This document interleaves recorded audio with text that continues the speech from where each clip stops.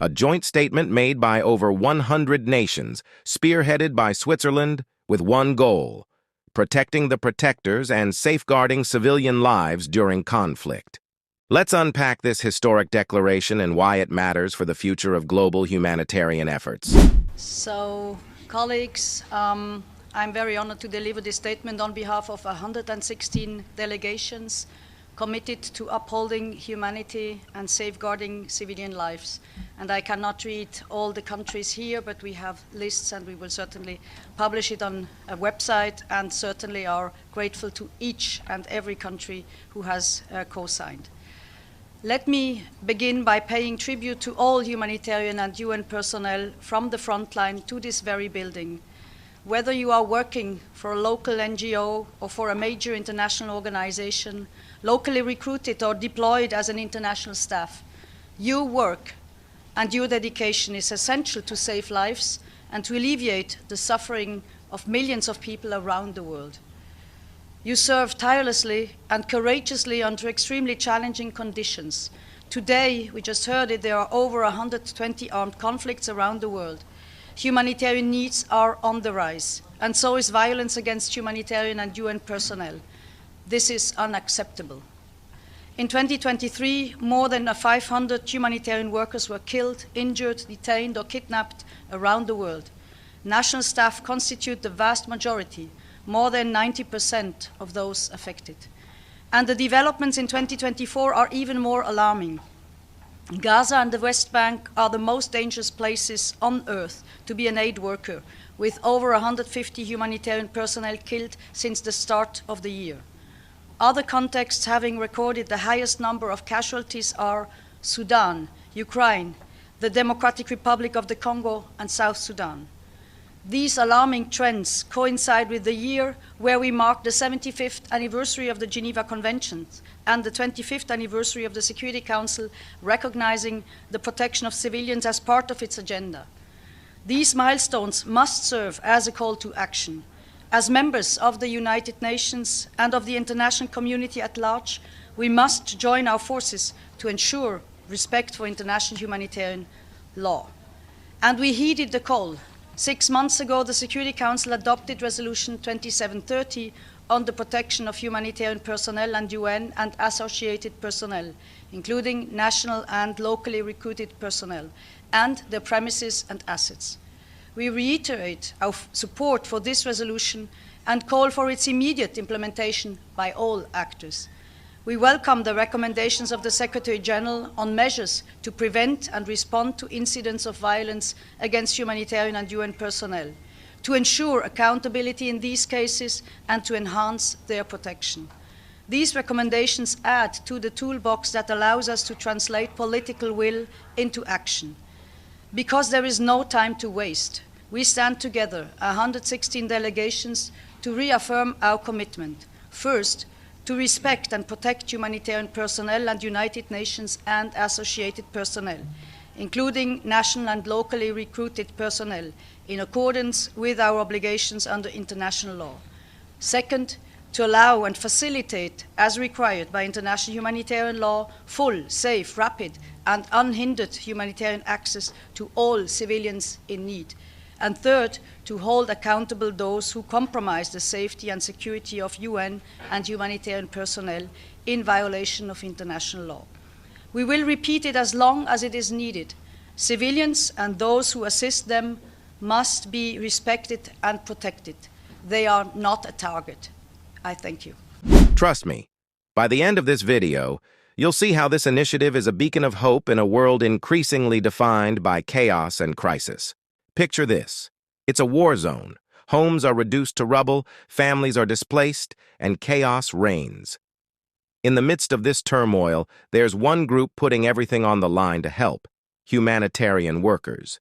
They're there to save lives, deliver aid, and offer hope. But here's the problem. They're increasingly becoming targets themselves. This is a deeply personal issue for me, for the United Nations, and for the Office for the Coordination of Humanitarian Affairs and the global humanitarian community we represent. Over the years, many of us working for the UN and for the humanitarian sector have lost colleagues and friends, people who devoted their lives to supporting their fellow human beings in their time of need. But the past 2 years, in particular, have been devastating. In 2023, we lost 280 aid workers across 20 countries, according to the Aid Worker Security Database. This is a shocking 137% increase from 2022. But as we'll hear from Abby Stoddard, this year has been even worse. Numerous other aid workers have been injured, kidnapped, attacked, and arbitrarily detained in countries including Afghanistan, the Democratic Republic of the Congo, Ethiopia, Lebanon, Mali, Myanmar, South Sudan, Sudan, Syria, Ukraine, and Yemen. Much of the unprecedented surge in aid worker casualties is due to the situation in Gaza. Since 7 October, more than 330 humanitarian workers have lost their lives. Most of them were UNRWA staff. Some are with their families in their homes. Others were at work in UNRWA offices and shelters. These numbers signal a disturbing lack of regard for the lives of civilians and humanitarian and UN workers. There's no situation in recent history that compares. So as we gather here today, seeking specific actions that the Security Council and the wider UN membership could take to increase the protection of aid workers, my first message is this: please help protect my colleagues in Gaza. Reducing violence and ensuring that all parties respect international humanitarian law and protect civilians are priorities. Without these measures, discussions about the safety of UN and humanitarian personnel in Gaza are at best unrealistic. Mr. President, despite the very real dangers, humanitarian and UN personnel continue to show incredible commitment to stay and deliver wherever people are in need. As of October, global humanitarian operations have provided life-saving aid to more than 116 million people worldwide this year. I want to salute this remarkable achievement. It underscores the resourcefulness, resilience, and courage of humanitarian workers in the face of extraordinary challenges. But as the Secretary General reminded us on this year's World Humanitarian Day, celebrating humanitarians is not enough. We must all do more to protect and safeguard our common humanity. The UN, humanitarian agencies, and non-governmental organizations are doing everything they can to significantly enhance our security risk management. As a result, aid workers can now reach more people in need in increasingly complex environments. Member states' political and financial support for the UN Department of Safety and Security is indispensable for this important work. However, when parties to the conflict choose to target humanitarian workers or choose to ignore their obligations under international law to spare them, then no amount of security management will help those workers. We therefore, once again, welcome the Security Council's decision to tackle this issue head-on by adopting Resolution 2730 in May this year. In that resolution, you requested the Secretary General to recommend ways to strengthen the protection of humanitarian and UN personnel. Today, Mr. President, I want to present the Security Council with 3 critical areas for action: clear condemnation of attacks against aid workers, ensuring accountability, and more support for victims and survivors of harm. These areas were identified following extensive consultations with our humanitarian partners. First, clear condemnation for attacks against aid workers. Our partners want to see renewed, unequivocal political support from the Security Council and member states for aid workers and their safety. They want you to use diplomatic and economic pressure to force respect for international law. They demand, as does the Secretary General, an end to arms transfers to anyone violating international law. They want you to support principled humanitarian action and contribute to a conducive environment for aid operations. This includes effective humanitarian exemptions across sanctions regimes and counterterrorism legislation. This means unequivocally rejecting and countering misinformation, disinformation, and hate speech that targets UN and humanitarian organizations and staff, and challenging gratuitous campaigns and legal proceedings against UN and humanitarian personnel, such as the unacceptable recent targeting of UNRWA. Second, accountability. Our partners are concerned by the lack of accountability for perpetrators of crimes against humanitarian workers and how this emboldens further offenses. They want to see more systematic and universal accountability for serious violations. They want member states to fight impunity with political will and action, including through legislation that ensures accountability for crimes against humanitarian workers, both international and domestic. And they want the Security Council to do more to ensure accountability, including encouraging international cooperation to facilitate investigations and prosecutions, and where national jurisdictions fail, to establish international mechanisms or refer matters to the International Criminal Court. Third, more support for humanitarian workers who are victims and survivors of harm. Our partners want the international community to adopt a survivor-centered approach that allows survivors to directly participate in global discussions, including here at the Security Council. They also call for reparations and legal aid for survivors and families. Our partners urgently ask for mental health support and trauma counseling for survivors. This is essential for national and locally recruited staff who account for more than 95% of survivors and face unimaginable personal losses. Mr. President, this year marks the 75th anniversary of the Geneva Conventions, the cornerstone of international humanitarian law, which is now under unprecedented strain.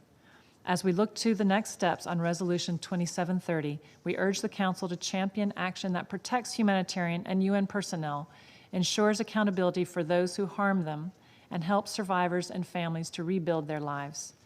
This is a call to reaffirm that respect for international law is non-negotiable. Impunity for crimes against aid workers must end, and their voices deserve to be heard at the highest levels, including here in this chamber. Together, let us transform our collective commitments into meaningful actions that safeguard the people at the heart of humanitarian efforts, and through them, the millions of lives they strive to save. Thank you. Just this year, we've seen shocking reports of attacks on healthcare workers, aid providers, and even peacekeepers. And it's not just a few bad actors. This trend is rising globally. That's where this groundbreaking UN statement comes in. Ambassador Pascale Baeriswyl of Switzerland took the floor at the United Nations and delivered a joint statement on behalf of over 100 countries. This wasn't just any statement. It was a commitment, a promise to uphold international humanitarian law and protect civilian lives. Here's the key message.